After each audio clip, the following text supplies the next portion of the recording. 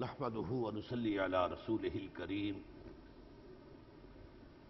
اما بعد فاعوذ بالله من الشيطان الرجيم بسم الله الرحمن الرحيم تبارك الذي بيده الملك وهو على كل شيء قدير الذي خلق الموت والحياة ليبلوكم أيكم أحسن عملا وهو العزيز الغفور الذي خلق 7 سماوات طباقا ما ترى في خلق الرحمن من تفاوت فارجع البصر هل ترى من فطور ثم ارجع البصر كرتين ينقلب إليك البصر خاسئا وهو حسير إلى قوله تعالى قل أرأيتم إن أصبح ماؤكم غورا فمن يأتيكم بماء معين صدق الله العظيم رب اشرح لي صدري ويسر لي أمري واحلل عقدة من لساني يفقهوا قولي اللهم ربنا ألهمنا رشدنا وأعذنا من شرور أنفسنا اللهم أرنا الحق حقا وارزقنا اتباعه وأرنا الباطل باطلا وارزقنا اجتنابه اللهم وفقنا لما تحب وترضى اللهم ارحمنا بالقرآن العظيم واجعله لنا إماما ونورا وهدى ورحمة اللهم ذكرنا منه ما نسينا وعلمنا منه ما جهلنا وارزقنا تلاوته آناء الليل وآناء النهار واجعله لنا حجة یا رب العالمین آمین۔ حضرات، یہ جو سلسلہ درس کا کراچی میں ماہانہ چل رہا ہے، اس میں مجھے ہر بار یہ الجھن پیش آتی تھی کہ اس بار کن آیات کا انتخاب کروں درس کے لیے۔ ظاہر بات ہے کہ ایسے مواقع کے لیے عام طور پر خیال ہوتا ہے کہ قرآن حکیم کے جو بہت جامع مقامات ہیں، دعوت اور نصیحت کے اعتبار سے بھی اور تحریک اور اللہ کے دین کی اقامت کی جد و جہد کے اعتبار سے بھی، تو انہی کا درس دیا جائے۔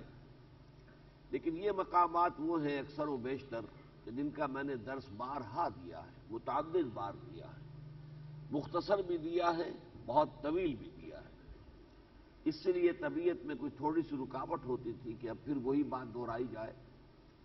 لہذا میں نے اس مرتبہ یہ طے کیا ہے آج سے کہ یہ جو آخری 2 پارے ہیں قرآن حکیم کے، جو عام طور پر نمازوں میں پڑھے جاتے ہیں، فجر میں عام طور پر یہ 29واں پارہ اور پھر 30ویں پارے کی ابتدائی صورتیں، اور باقی مغرب اور عشاء کی نمازوں میں جو ہے آخری پارے کی جو چھوٹی صورتیں ہیں ان کی تلاوت ہوتی ہے۔ تو اس کا سلسلے وار درس ہوگا۔ تو اس کا فائدہ یہ ہوگا کہ آئندہ آپ کو بھی معلوم ہوگا کہ اس مہینے جب درس ہوگا تو کون سی صورت زیر درس آئے گی، تو آپ اس کے لیے ذہناً تیار ہو کر آئیں گے۔ جن حضرات کو اللہ تعالیٰ نے ذوق و شوق جو ہے وہ اضافی عطا فرمایا ہے، اس کے لیے کچھ ذہناً تیار ہوں گے، مطالعہ بھی کر کے آئیں گے، تو اس سے دلچسپی انشاءاللہ بڑھے گی اور افادہ اور استفادے کا جو معاملہ ہے اس کے اندر اضافہ ہوگا۔ تو آج سے ہم شروع کر رہے ہیں، یہ سورۃ الملک ہے۔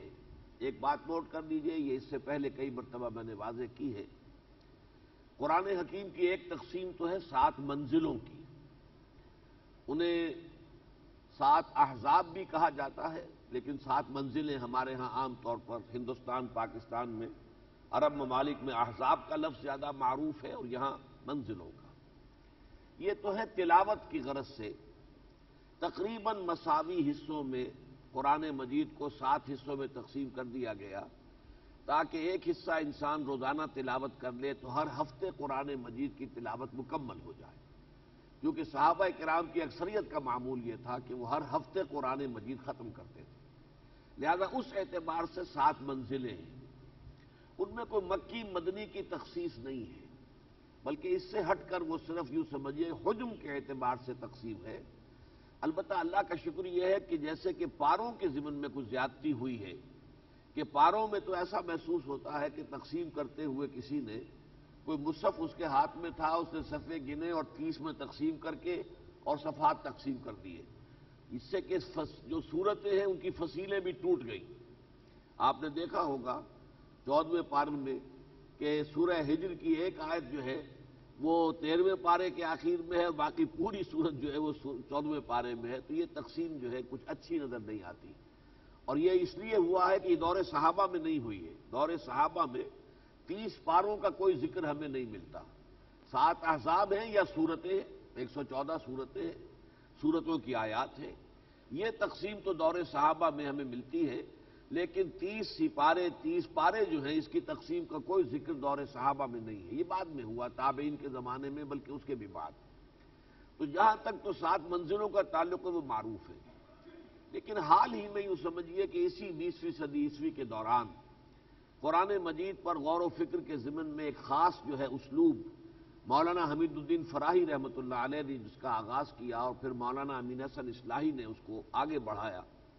اس میں ایک بات سامنے آئی ابھر کر کہ قرآن مجید میں 7 گروپ بھی ہیں صورتوں کے، اس طور سے کہ ہر گروپ میں پہلے کچھ صورتیں ایک یا ایک سے زائد مکی ہیں، پھر اس کے بعد ایک یا ایک سے زائد مدنی ہے۔ مکی اور مدنی صورتیں مل کر ایک گروپ پورا ہو جاتا ہے۔ پھر یہ کہ مکی صورتیں آتی ہیں، پھر مدنی ہے، دوسرا گروپ پورا ہو گیا، پھر مکی صورتیں ہیں، پھر مدنی ہے، پھر تیسرا گروپ پورا ہو گیا۔ اس میں یہ تو ہے کہ کوئی گروپ بہت بڑا ہے۔ پہلا گروپ جو ہے آپ کو معلوم ہے کہ سورہ فاتحہ اس میں ہے مکی، باقی سورہ بقرہ، سورہ آل عمران، سورہ نساء، سورہ مائدہ، یہ 6.25 پارے ہیں ایک گروپ کے، جبکہ یہ آخری گروپ جو ہم پڑھنے لگے یہ صرف 2 پاروں پر مشتمل ہے۔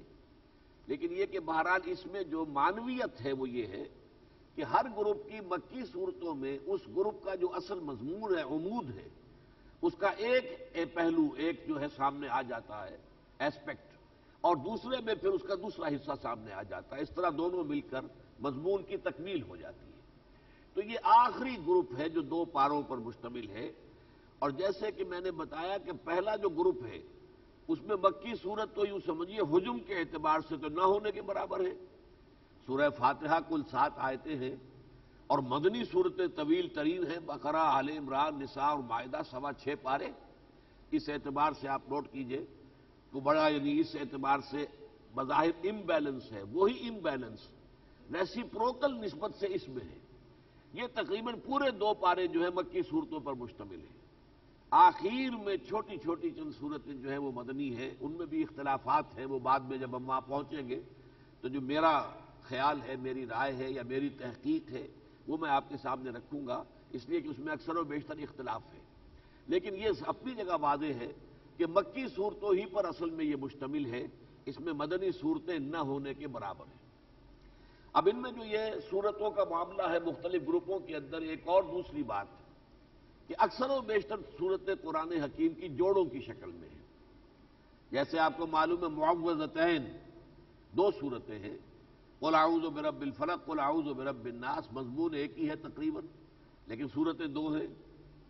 اسی طرح ہم دیکھتے ہیں سورہ صف، سورہ جمعہ، ایک میں حضور کا مقصد بعثت، ایک میں حضور کا بنیادی طریقہ کار، نہایت حسین جوڑا ہے۔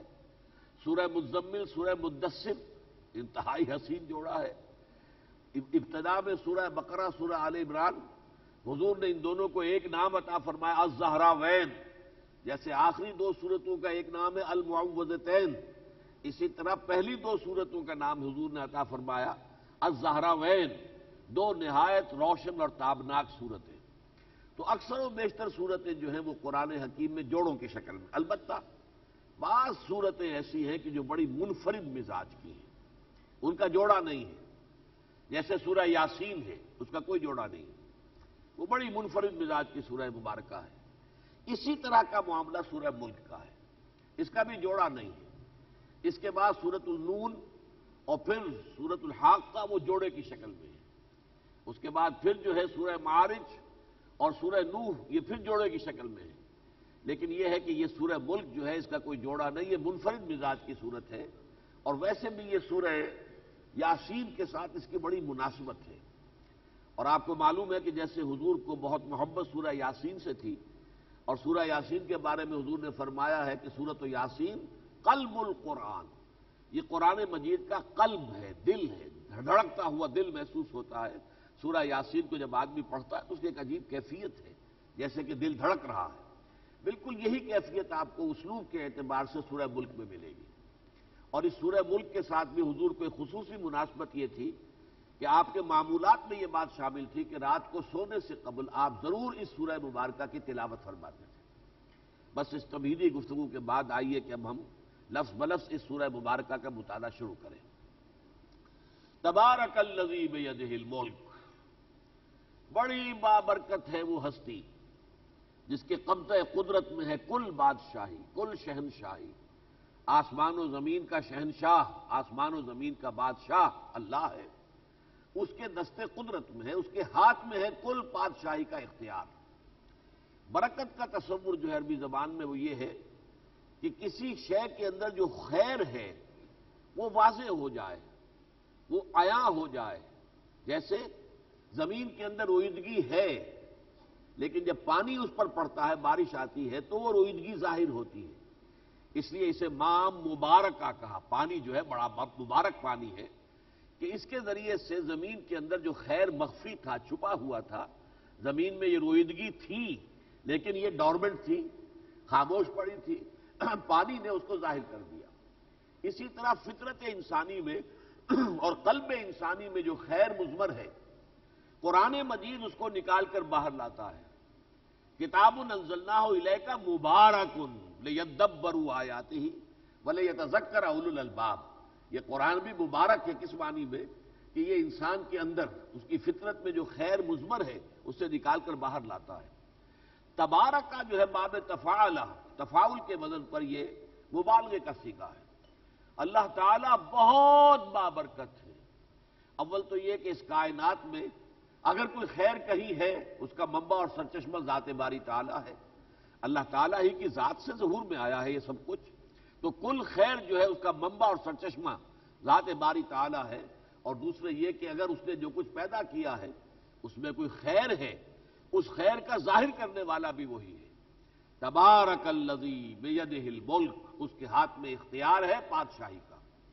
اب یہ میں عام فہم الفاظ میں کہہ رہا ہوں، یہ ہمارے اس اللہ تعالیٰ کی اس کتاب قرآن حکیم کا سیاسی تعلیمات کا پہلو ہے کہ ملک، بادشاہی اللہ کی ہے.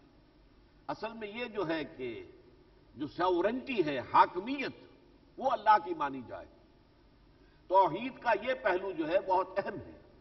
توحید کا ایک اعتقادی پہلو ہے، اللہ ایک ہے اپنی ذات میں، کوئی اس کا ساجی نہیں، کوئی اس جیسا نہیں، کوئی مثل نہیں، کوئی مثال نہیں، کوئی مثیل نہیں، نہ اس کی صفات میں، نہ اس کی ذات میں، نہ اس کے اختیارات میں، نہ اس کے حقوق میں. یہ ایک عقیدے کی توحید ہے. وہی رازق ہے، وہی خالق ہے، وہی مالک ہے، وہی دعاؤں کا سننے والا ہے، وہی مشکل کشا ہے، وہی حاجت روا ہے. یہ ساری چیزیں کیا ہیں؟ یہ عقیدہ توحید ہے. توحید فی العقیدہ. توحید فی العمل کا جہاں تک تعلق ہے، اس میں سب سے پہلے جو توحید آئے گی وہ توحید فی الحاکمیہ. اس کائنات کے اندر حاکمیت کا اختیار صرف اللہ کو حاصل ہے. الملک، الملک القدوس، یہ قرآن مجید کے اندر جو آیا ہے، یسبح للہ ما فی السماوات وما فی الارض الملک القدوس العزیز الحکیم، سورہ جمعہ میں. یا جیسے کہ آیا ہے سورہ حشر میں، الملک القدوس السلام المؤمن المہیمن العزیز الجبار المتکبر. تو الملک سب سے پہلے آ رہا ہے. تو یہ بات واضح رہنی چاہیے، جیسے علامہ اقبال نے کہا کہ سروری زیبا فقط اس ذات بے ہمتا کو ہے، حکمراں ہے ایک وہی باقی بتان آزری. ہمارے ہاں جو عام طور پر ہمارے روایتی دینی اور مذہبی طبقے ہیں، وہ توحید کے جو عقیدے والے پہلو ہیں اسے تو نمایاں کرتے ہیں. ان میں خاص طور پر جو ذوق ہے اہل حدیث حضرات کا اور جو بھی ان کے ساتھ ہم مزاج لوگ ہیں، تو توحید فی العقیدہ کی وضاحت تو خوب کریں گے، اور اس میں کوئی شک نہیں کہ صحیح کرتے ہیں، اس میں کوئی غلطی نہیں ہے. لیکن توحید عملی، جس کو کہ امام ابن تیمیہ نے توحید فی الطلب قرار دیا ہے، لا مطلوب الا اللہ، لا مقصود الا اللہ، لا محبوب الا اللہ، یہ توحید فی الطلب، اس کا عام طور پر لوگوں کے ہاں نہ چرچا ہے نہ اس کا تذکرہ ہے. بہرحال اس وقت میں نے صرف یہاں بیدہ الملک، کل بادشاہی کا اختیار اس کے ہاتھ میں ہے. وہو علی کل شیء قدیر، اور وہ ہر شے پر قادر ہے. میں نے بارہ عرض کیا ہے، پھر چونکہ دہرا رہا ہوں بات کو، کہ اللہ تعالیٰ کی جہاں تک ذات کا تعلق ہے، اس کی معرفت، اس کا کوئی تصور، اس کا کوئی علم ہمارے لیے محال ہے، ناممکن ہے. وراء الورا ثم وراء الورا ثم وراء الورا. ذات باری تعالیٰ کے بارے میں ہم کچھ نہیں جان سکتے. اللہ تعالیٰ کے بارے میں ہم جو کچھ جانتے ہیں وہ صفات کے حوالے سے. یہی وجہ ہے کہ آپ ایمان مجمل میں الفاظ پڑھتے ہیں آمنت باللہ کما ہوا باسمائہ و صفاتہ وقبلت جمیع احکامہ. میں نے اللہ کو مانا جیسے کہ وہ اسماء و صفات سے ظاہر ہے اور میں نے اس کے تمام احکام کو تسلیم کیا. اقرار باللسان و تصدیق بالقلب. تو در حقیقت اللہ کی صفات. اب ان صفات کا معاملہ بھی یہ ہے کہ ہم مجرد یہ تو جانتے ہیں کہ اللہ کی قدرت ہے، اس کے کیف اور کم کو نہیں جانتے. کیف اور کم یہ عربی کے دو الفاظ ہیں. کیسے ہے یہ قدرت، کس طور سے یہ قدرت استعمال ہوتی ہے، اور کم کتنی ہے یہ قدرت. اس کا جو پہلو ہے کوانٹیٹیٹو وہ ہمارے احاطے تصور میں نہیں آ سکتا.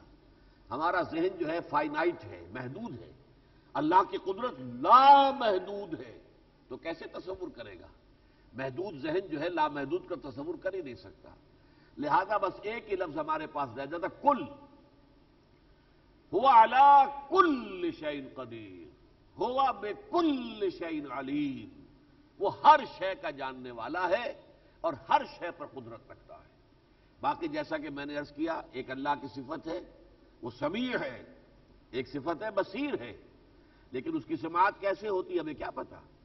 ہماری سماعت تو یہ کانوں کے ذریعے سے ہوتی ہے. ہوا کے اندر آواز کی لہریں آتی ہیں، ہمارے کان کے پردے میں داخل ہو کر اس کے اندر ارتعاش پیدا کرتی ہے. اس سے جو جھنجھناہٹ جو ہے ہمارے اعصاب میں نرز میں پیدا ہوتی ہے وہ دماغ میں جا کر اس کو جو انٹرپریٹ کیا جاتا ہے. اس طرح ہماری سماعت ہے. اللہ کی سماعت کیسے ہے؟ We don't know. اس کے کیف سے بھی ہم واقف نہیں. اللہ کتنا سننے والا ہے اس سے بھی ہم واقف نہیں. لہذا معرفت خداوندی کے ضمن میں بس ایک چھوٹا سا جزیرہ ہے ہمارے پاس. نہ تو ذات جو ہے وہ معرفت کے اعتبار سے ہمارے لیے اپروچیبل ہے. صفات میں بھی کیف و کم دونوں کو علیحدہ کر دیجئے.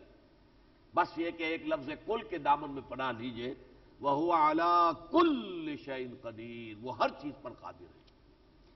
الَّذِي خَلَقَ الْمَوْتَ وَالْحَيَاةَ لِيَبْلُوَكُمْ أَيُّكُمْ أَحْسَنُ عَمَلًا.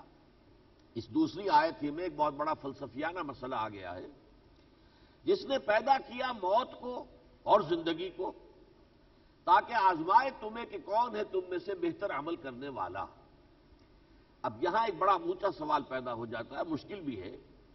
پہلی بات تو یہ کہ موت کے لیے بھی لفظ خلق، اس سے نفی ہو جانی چاہیے ان لوگوں کی جو موت کو معدوم ہونے کے معنی میں لیتے ہیں. معدوم نہیں ہے، کوئی شے ہے لیکن اس میں زندگی نہیں ہے. موت در حقیقت مردہ پڑا ہوا ہے، معدوم نہیں ہے. زندگی سے تہی ہو گیا ہے، زندگی نکل گئی ہے. مردہ تو موجود ہے، وہ معدوم نہیں ہے. اور یہ بہت اہم بات ہے. قرآن مجید میں بالکل شروع میں سورہ بقرہ کا جو تیسرا رکوع ہے کیف تکفرون باللہ وکنتم امواتا فاحیاکم ثم یمیتکم ثم یحییکم ثم الیہ ترجعون. تم کیسے اللہ کا انکار کرتے ہو جبکہ تم مردہ تھے، پھر اس نے تمہیں زندہ کیا، پھر وہ تمہیں مارے گا، پھر زندہ کرے گا اور پھر تم اسی کی طرف لوٹ جاؤ گے. اب اس کا ترجمہ آپ اکثر جگہ دیکھیں گے تم معدوم تھے. معدوم کا ترجمہ بالکل غلط ہے. تم مردہ تھے. مردہ میں عدم نہیں ہے، وجود تو ہے لیکن وجود زندگی کے بغیر ہے. یہ حالت ہماری تھی اصل میں اس دنیا میں آنے سے پہلے. ہم عالم ارواح میں موجود تھے. ہماری ارواح بہت پہلے پیدا کی گئی تھی. یہ بگ بینگ جو آج بہت مشہور ہے فزکس کے اندر، جس سے کہ اس مادی کائنات کا آغاز ہوا ہے، اس بگ بینگ سے بہت پہلے اللہ نے عالم ارواح کو تخلیق فرمایا ہے.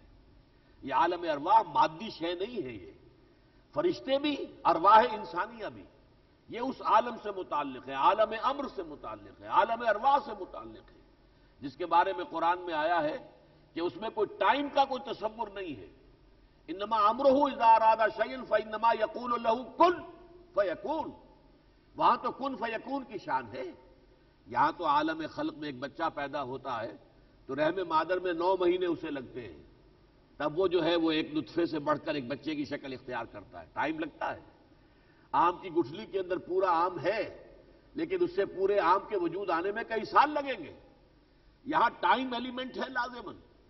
یہ مادی کائنات آسمان اور زمین بھی پیدا کی، کتنی مرتبہ قرآن میں آیا ہے کہ یہ ہم نے 6 دنوں میں پیدا کی ہے، ستۃ ایام۔ اور یہ ایام کون سے ہیں؟ یہ ہمارے 24 گھنٹے والے دن نہیں ہیں۔ قرآن مجید اسے ثابت ہے، اللہ کا ایک دن 1000 برس کا بھی ہے۔ اور سورہ معارج تیسرے نمبر پر سورت آ جائے گی، چوتھے نمبر پر اسی سلسلے میں، وہاں ایک دن کا تذکرہ ہے 50,000 سنہ، تمہارے 50,000 سال جا کر وہ ایک دن بنے گا۔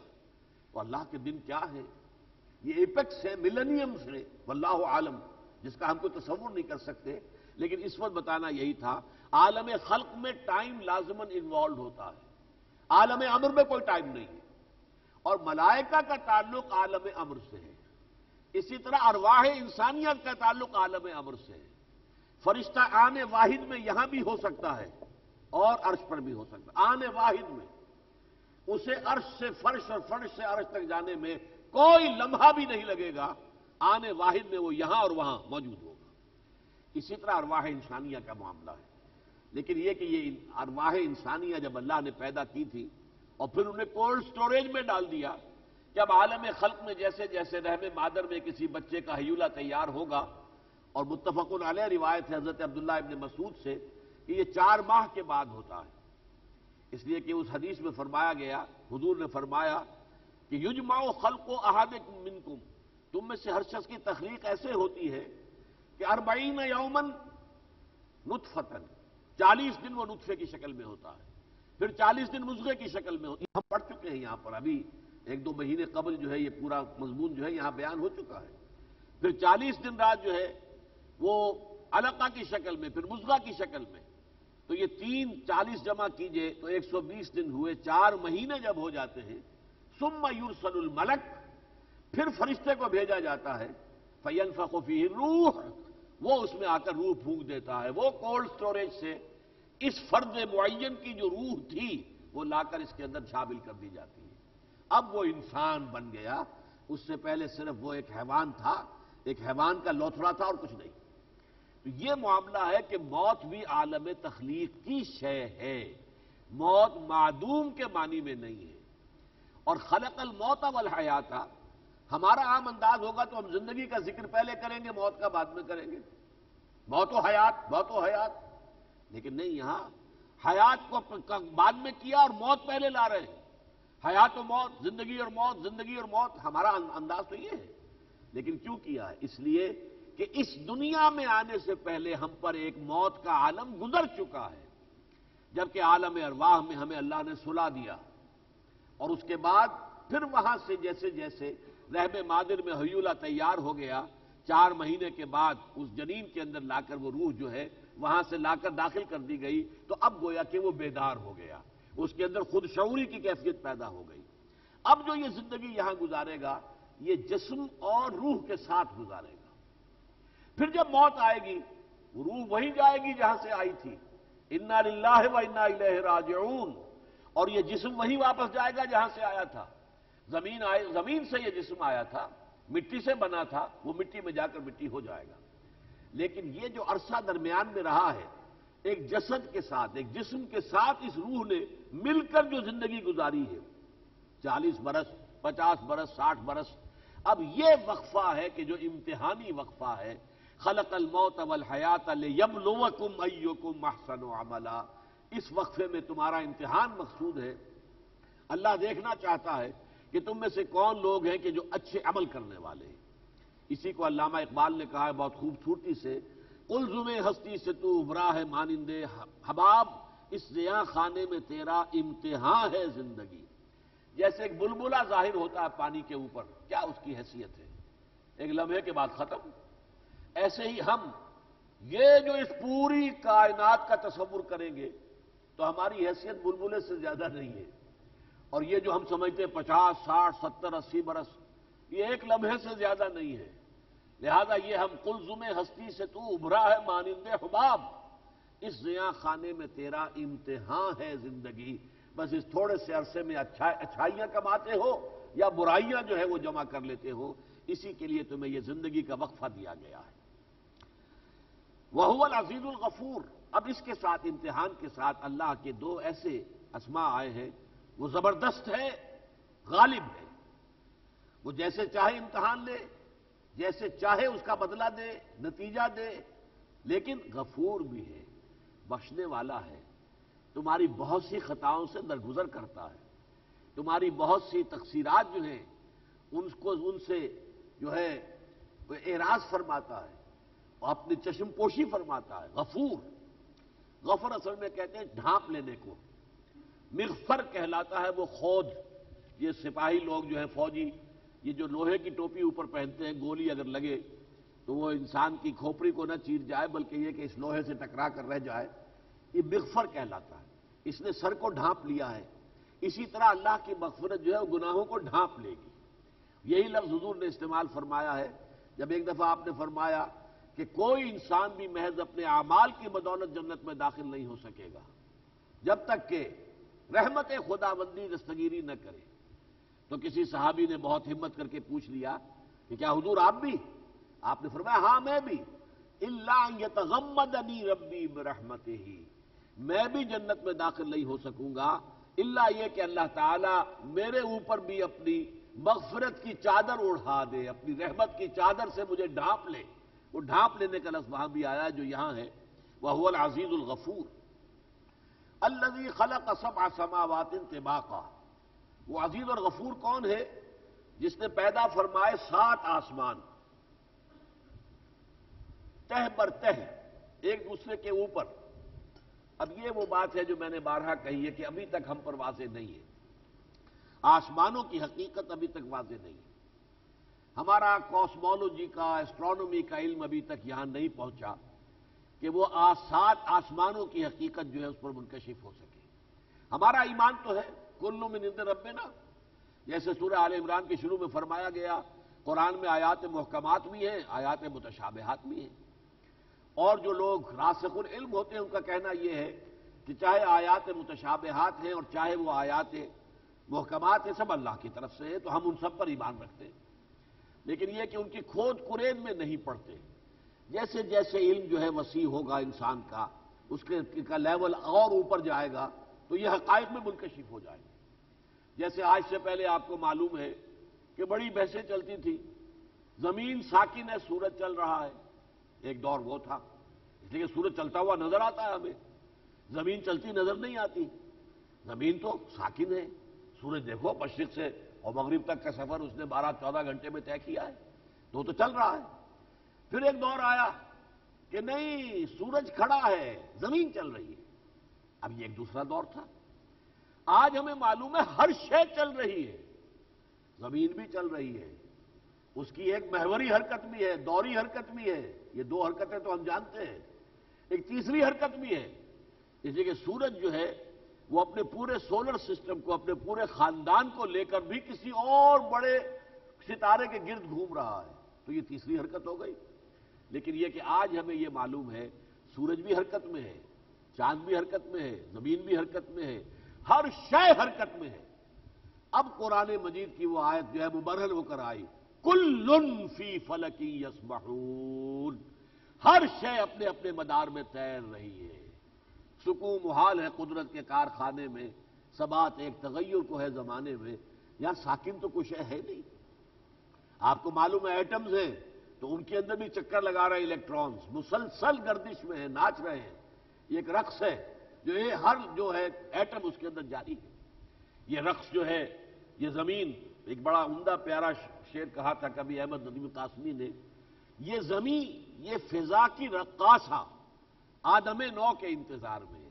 یہ زمین رقص کر رہی ہے نا، اپنی اس کی محوری گردش جو ہے وہ کیا ہے؟ رقص ہے، اور رقص کرتے ہوئے جیسے ادھر سے ادھر بھی جاتے ہیں، تو یہ زمین یہ فضا کی رقاصہ آدم نو کے انتظار میں ہے، یہ زمین بھی رقص کر رہی ہے، باقی تمام کلے بھی رقص کر رہے ہیں۔ یہ کائناتی رقص ہے، یہ کاسمولوجیکل ڈانس ہے کہ جو اس کائنات کے اندر جاری ہے۔ تو فرمایا خلق 7 سماوات طباقا ما تری فی خلق الرحمن من تفاوت، تم اللہ کی اس تخلیق کے اندر کہیں بھی کوئی فرق محسوس نہیں کرو گے، کوئی جھول، کوئی دراڑ۔ تفاوت جو ہے فوت سے بنا ہے، فوت کہتے ہیں کسی چیز کا ہاتھ سے نکل جانا، فاتکم، تم سے کوئی چیز جاتی نہیں۔ اب ایک شے ہے، دو چیزوں کو آپ سنبھالنے کی کوشش کر رہے ہیں، اس کو سنبھالتے تو وہ ہٹ جاتی ہے، اس کو سنبھالتے تو وہ ہٹ جاتی ہے۔ اور ایک شکل تفاوت یہ ہے کہ وہ در حقیقت دونوں کی جو ہے جڑی، ان کی کڑیاں ملی ہوئی نہ ہوں۔ ما تری فی خلق الرحمن من تفاوت، اس کائنات میں کہیں بھی تم نہیں دیکھو گے کہ کوئی کڑیاں ڈھیلی ہوں، کہیں کوئی چول بیٹھی ہوئی نہ ہو، ہر شے پوری طریقے پر منضبط ہے، ہر شے جو ہے جس کو ہم کہتے ہیں چولیں پوری طریقے سے بیٹھی ہوئی ہے۔ ما تری فی خلق الرحمن من تفاوت فارجع البصر هل تری من فطور، تو ذرا اپنی نگاہ کو پھراؤ، دیکھو کہیں تمہیں کوئی رکھنا نظر آتا ہے، کوئی دراڑ ہے جس کو سورہ قاف میں کہا گیا ما لہا من فروج، کہیں کوئی رکھنے، کوئی دراڑ تو محسوس ہوتی ہے؟ اس پوری کائنات کے اندر کوئی رکھنا نہیں، کوئی دراڑ نہیں، کوئی تفاوت نہیں، اس کی چولیں ٹھیک ٹھیک بیٹھی ہوئی ہیں، اس کے ساری کڑیاں جو ہے ایک دوسرے کے ساتھ خوبصورتی کے ساتھ جڑی ہوئی ہیں۔ فرجع البصر هل تری من فطور، پھر دیکھو ما تری فی خلق الرحمن من تفاوت فرجع البصر هل تری من فطور ثم ارجع البصر کرتین، پھر ایک بار نہیں بار بار گلزار ہستمود کو، اس کو دیکھو اور بار بار دیکھو، اس کے ساتھ جو ہے تمہارا تعلق ہونا چاہیے۔ اس کائنات کو کھول آنکھ، زمین دیکھ، فلک دیکھ، فضا دیکھ۔ ایک تو یہ کہ ہم ہمیشہ دیکھ رہے ہیں، چلتے ہوئے آسمان کی طرف بھی نگاہ اٹھ گئی، لیکن اس وقت ہماری توجہ کچھ اور ہوتی ہے، سوچ کچھ اور رہے ہوتے ہیں، لہذا غور نہیں کرتے۔ ذرا غور کے ساتھ، تعمق کے ساتھ، تأمل کے ساتھ تم آسمان کی طرف نگاہ اٹھاؤ۔ فرجع البصر کرتین، بار بار ینقلب الیک البصر خاسئا وهو حسیر، تمہاری نگاہ تھک ہار کر واپس آ جائے گی، وہ تھکی ہوئی ہوگی، درماندہ ہوگی، اسے کہیں کوئی خلا، کوئی دراڑ، کوئی فرج، کوئی بھی کسی جگہ پر جو ہے انمل بے جوڑ والا حساب نظر نہیں آئے گا، بلکہ معلوم ہوگا کہ اس کائنات کی تمام چونیں ٹھیک ٹھیک بیٹھی ہوئی ہیں اور تمام کڑیاں ٹھیک جڑی ہوئی ہیں۔ وَلَقَدْ زَيَّنَّا السَّمَاءَ الدُّنْيَا بِمَصَابِيحَ، اور ہم نے قریب ترین آسمان کو